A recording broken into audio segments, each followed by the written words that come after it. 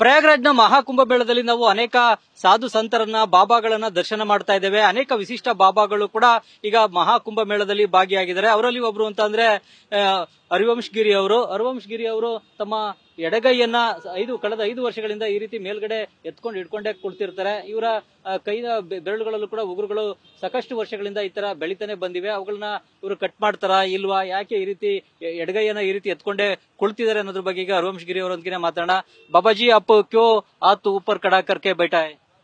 धर्म की जय हो, अधर्म का विनाश हो, विश्व का कल्याण हो। धर्म की जय हो, अधर्म का विनाश हो, विश्व का कल्याण हो। इसी के लिए साधना करी जाती है। साधु संत इसी प्रकार से साधना करते थे।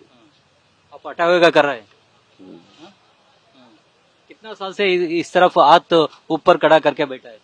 5 साल से। 5 साल से। आप कहाँ रहते हैं? राजस्थान पुष्कर। ओके। आप नेल्स भी कट नहीं करता है उसका? ये सब नहीं होता है। नहीं होता है, ऐसा ही छोड़ता है। जन कल्याण विषय कल्याण हो रहा है? हो गया, देख रहे हैं।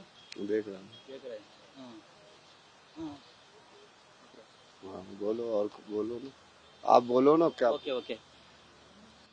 ಇದು ಹರಿವಂಶ್ ಗಿರಿ ಅವರ ಮಾತುಗಳು. ಮುಖ್ಯವಾಗಿ ಜನ ಕಲ್ಯಾಣಕ್ಕಾಗಿನೇ ಈ ರೀತಿಯಾಗಿ ನಾನು ಈ ಕೈಯನ್ನ ಮೇಲ್ಗಡೆ ಎತ್ಕೊಂಡೇ ಕುಳಿತಿರ್ತೇನೆ. ಕಳೆದ 5 ವರ್ಷದಿಂದ ಕೂಡ ಈ ರೀತಿ ಕೈಯನ್ನ ಮೇಲ್ಗಡೆ ಎತ್ಕೊಂಡೇ ಕುಳಿತಿದ್ದೇನೆ ಅನ್ನೋದು ಮಾತನ್ನ ಹೇಳ್ತಾ ಇದ್ದಾರೆ. ಇವರು ಮೂಲತಃ ರಾಜಸ್ಥಾನದ ಪುಷ್ಕರ್ನವರು.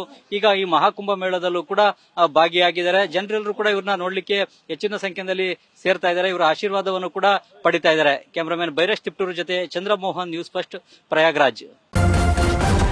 ನ್ಯೂಸ್ ಫಸ್ಟ್, ನಿರ್ಭೀತಿಯಿಂದ ನಿಮ್ಮ ಪರವಾಗಿ.